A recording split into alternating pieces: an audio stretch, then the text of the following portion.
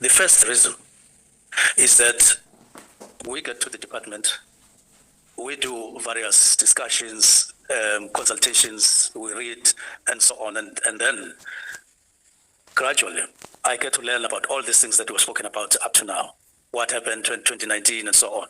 The work studies, the establishment, we get to discuss the imperatives of the 7th administration, and we deal with the organogram, and we come up with a new structure crafted on the basis of what had happened before, and we move on with the work.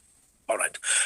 It becomes imperative to me as minister that you can't have a duplicate structure or any other duplicate structures on top of what has already been put in place and what can deliver on the mandate of the 7th administration in the form of this organogram, catering for all that SAPS could do or can do in order to meet the mandates and the imperatives of the 7th. And I'm saying I'm convinced that if this organogram is implemented, it will have an impact on matters, on firearms and so on crime in South Africa, based on this, if we go on. So you streamline, you say, I've got the machinery now, as we have signed off now.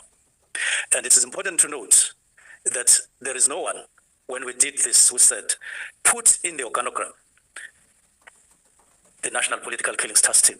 It has been there for 5, 6, 7 years. Put it on the organogram. No one said so. Not Commissioner Masimula, not the other generals, including General Mkwanazi or General Kumar. So we went on with the organogram until it was finalized. But we went on with this understanding that there is no task team that, including the National Political Killings Task Team. It was never meant to be permanent. It was even referred to as a project. In many documents, is reflected on as a project. Now, if it's a project, it tells you that as a project, it would have a particular time frame of starting, particular funding, and particular time of ending. It's not a permanent project. So that's the first reason. Second reason, I began to say, I got to interact with a lot of people. Deputy ministers also got to interact with many people. Now, others made written inputs and others didn't. The categories of people who were speaking to us are different. Maybe let me start with the one that even finally made me write on the 31st of December. A number of people who were part of the National Political Task Team sent WhatsApps to me and to the deputy ministers over a long period, shortly after we started working in SAPS. Others, as I've said, would want to see me privately, confidential, and we had talks, and there are quite a number. Now, those people would say, we don't want to be revealed, we don't want to be known. We just are coming here to say there are these particular issues. And let me categorize them. They are in two categories, those issues. They are of an HR nature. The practices within National Political Killings Task Team, the way they practiced HR matters or handled HR matters. Two, they are of a nature that made me feel that if these matters are not attended to expeditiously, they have potential, if not already, of damaging the reputation of SAPS, amounting to others defeating the ends of justice. So they were in two categories. Now, those matters, as I've indicated, they were detailed in the conversations in various forms that I've indicated. Now, I had to process. First, we started with a meeting on the 21st of November with the two deputy ministers convened by me to say, what are you picking up since we started? So each one of us said, hey, because we were specifically discussing what we were receiving, the complaints, the grievances, and all of that. So we discussed this. Others we had already started addressing by allocating, you address the problem of so-and-so, you address the problem of so-and-so, and that was done. and we're beginning to do work. But I convened this specific meeting. The resolution in that meeting said, Minister, these things that we've shared here are important. Go and engage the National Commissioner. That is what came out. We didn't discuss the detail of the form it must take and all of that. It was just go and engage the National Commissioner on all these matters that we've just discussed and other related matters. Now, I will come back later to say what then happened. But because we didn't discuss the nature of the form in which it was left upon me to really look at how I would go about engaging the National Commissioner, which I did. And it took some time before I could satisfy myself that this is the form it must take. Now, let me put a comma there. That's the first reason. That's the second reason. The other reason is around there were also a lot of other information that we got. I had already mentioned Professor Meriti Haas, that she's one of the people who called us, wrote to Parliament, and so on. And there's one thing that I normally do. Meriti Haas is a well-established... Who is Meriti Haas? We've heard her name here now many times. Meriti Haas is a KwaZulu-Natal-based violence monitor who has been there over time. I've never had the opportunity, as far as I can recall, of having met her, but I do read the stuff that she produces. Yeah, she wrote a letter. Yes. Look at the letter. Okay. That's the person I'm talking about. In the Exhibit 4.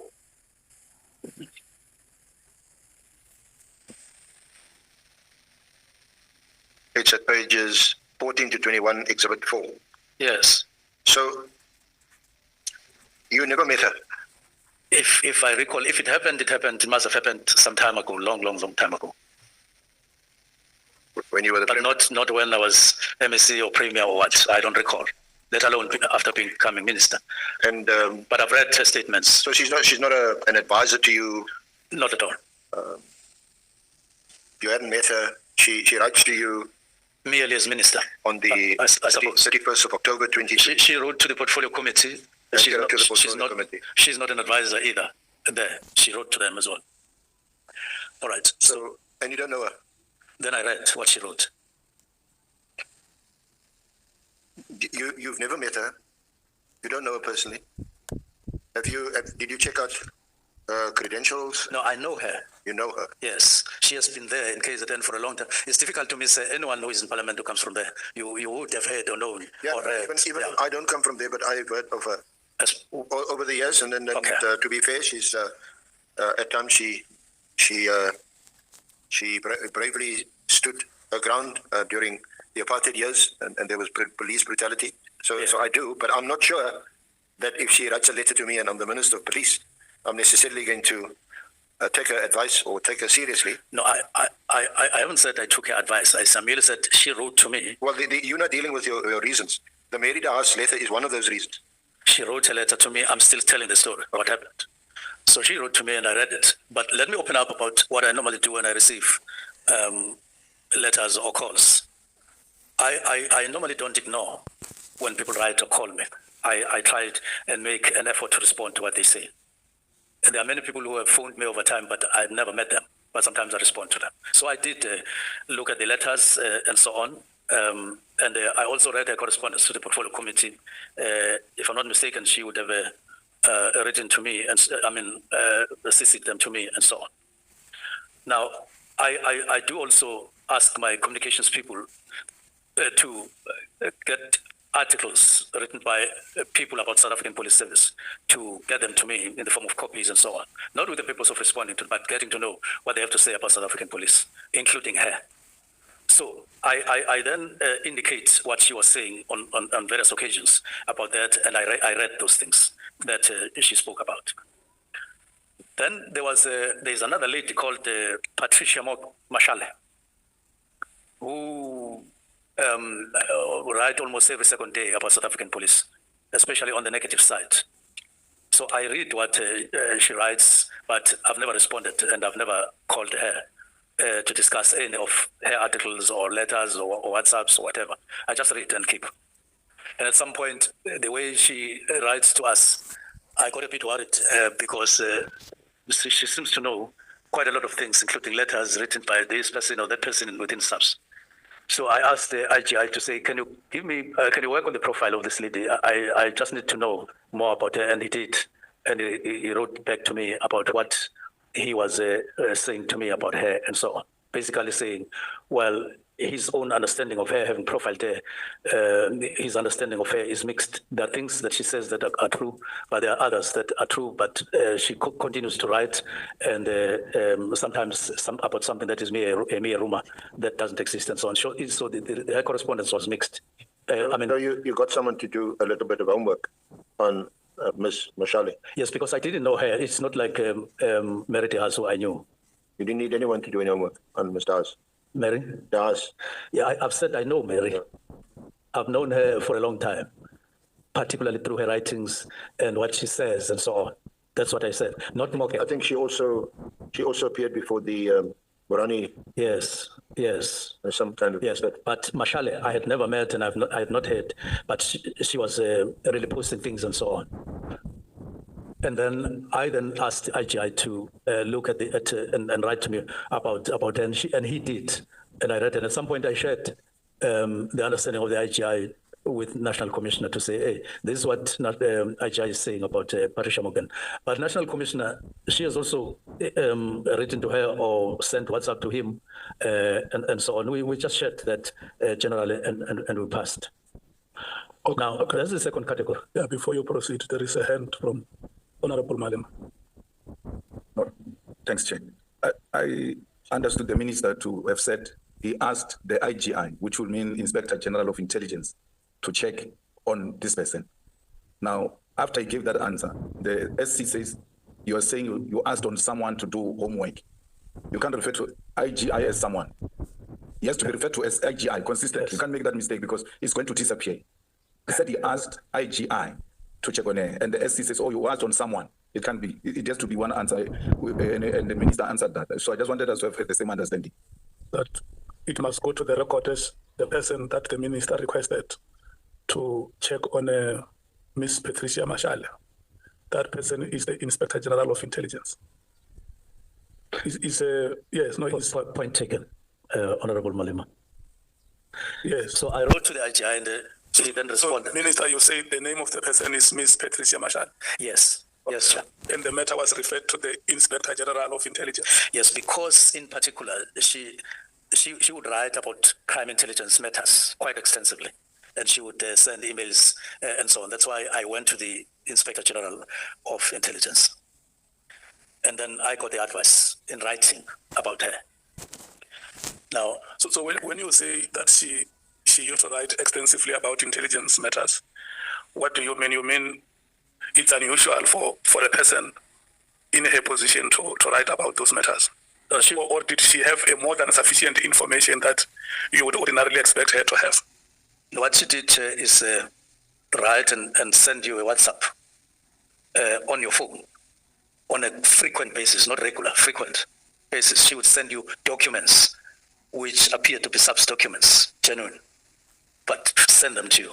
She would send you reports of one situation or the other, criminality, and so on. She wrote also about, she sent me about those weapons and people that we found in Mpumalanga. She wrote... I want to know, is she qualified to be in possession of such information?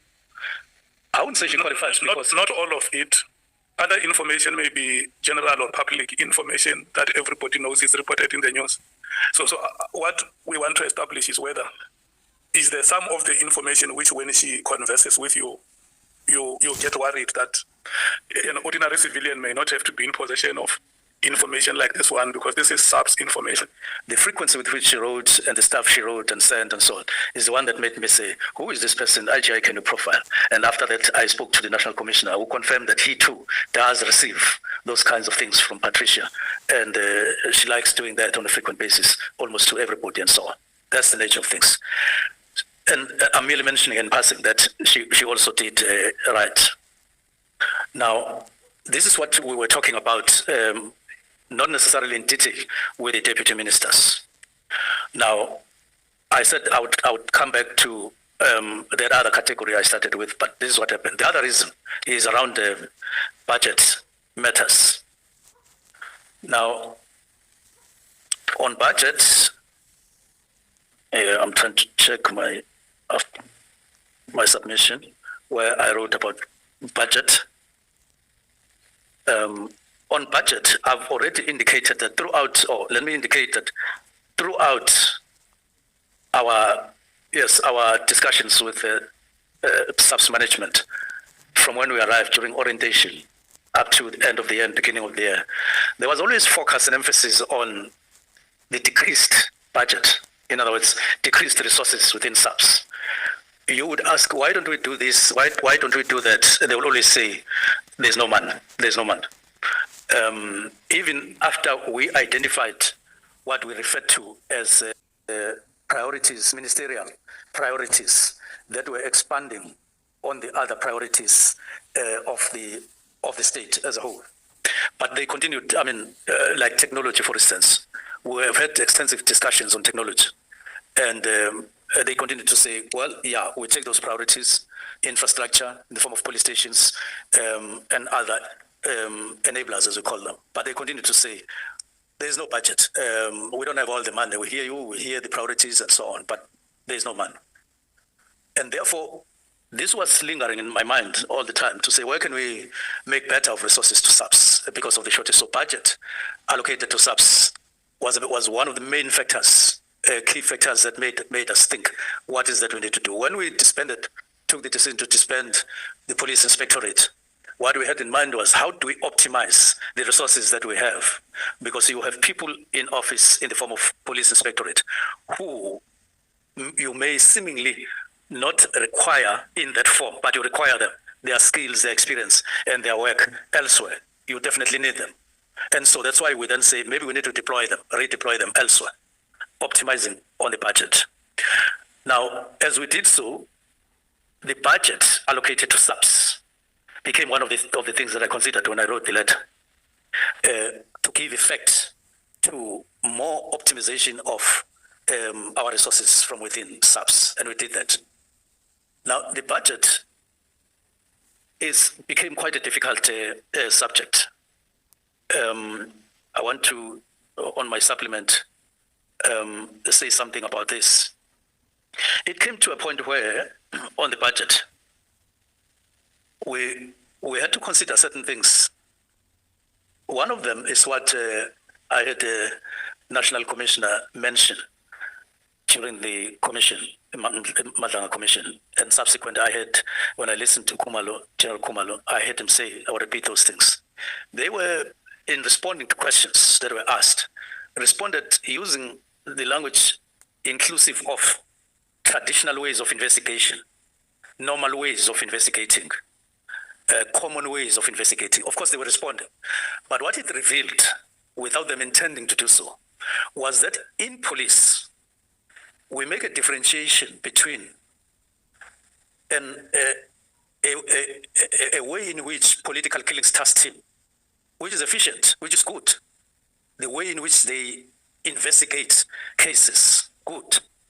Let me not talk about results, just good, that they approach things that way. But this is confined to a specific category of people. The rest of the people are condemned to common ways of investigating, traditional ways of investigating, and common ways of investigating. Now, from where I sit as minister, we can't go on like that. You can't say, because it's a public representative, I must employ this particular specialized way of investigating. But because it's not a public representative, or it's not an induna, let us use the normal or traditional or common way of investigation. The Constitution doesn't say so. What we rather can do is to take the experience that the National Political Task Team has gone through. You then make it apply all over as a good practice, different from the practice that is called traditional, that is called normal. To me, this is one of the ticking bombs in the South African Police Service, especially when you pronounce it, that there are various levels of in terms of quality of investigating. That talks to your ethics. It talks to your kind of mentality, the kind of practice that you want to see established and perpetrated within SAPS. You don't want to do that from my side. and the Constitution doesn't allow us to do that. We need to improve. If there's a particular experience that we've gained from a province in one way or the other, let it be taken and duplicated elsewhere, because everybody requires speciality and attention. We can't justify it on an ongoing basis. It's unfair and unconstitutional.